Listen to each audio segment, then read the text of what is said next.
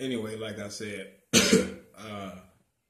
Hakim, she had put some oil on her body and then some type of spice called saffron, actually, not saffron, it's saffron, around her body and all that. And then during the whole entire day, she killed about several people. So it kind of puts me in the mind of another lady named Nusa Bey, who fought at Joth al-Yamama only 3 years before this in 632, when those people there had rebelled. Anyway, so that's what happened. But ultimately, the Muslims, they had ended up losing that battle.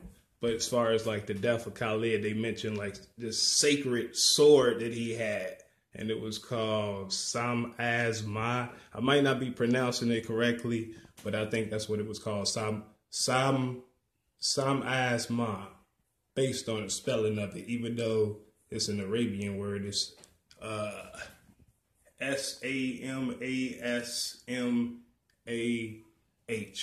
Anyway, when he got killed, this sword was supposed to have been hanging down from his neck. And so another dude named Muawiyah the first had picked it up.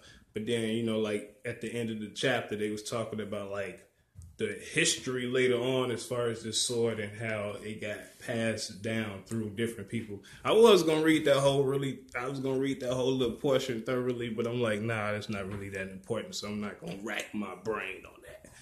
So that's it, basically. But it was something else that I wanted to mention.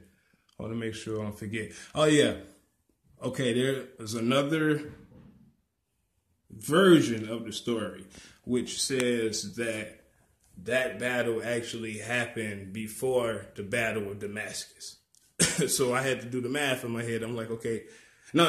Yeah, they said it happened 20 days after the Battle of Aj-Nadane, but right before Damascus.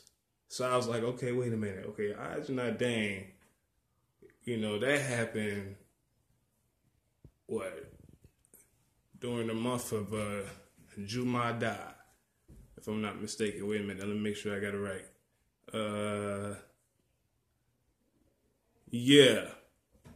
So I did the math on it, and I'm like, okay, if it was 20 days after the fact, then it would be either August 9th.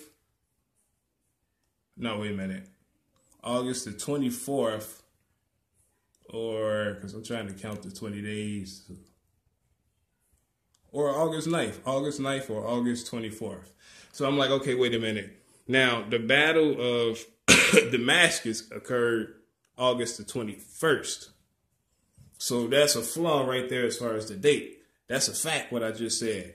If this battle occurred before Damascus, it wouldn't make sense that the dates plays out the way it does as far as it actually occurring 3 days after the fact. So already there's a flaw right there in itself as far as that version of the story. Secondly, as far as like what I mentioned during the first part when I said keep in mind the possible difference between Ghouta and Marj-As-Suffar. Because I'm like, okay, as far as Busra ibn Abi Firi, remember, like, he was sent to Damascus while Khalid ibn al-Walid was at, what was it?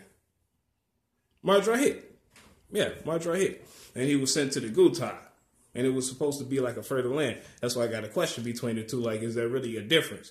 Is because the Ghouta was supposed to have been around Damascus in the first place. So I'm like, okay, being that this place that's mentioned here, Marj-As-Suffar, is direct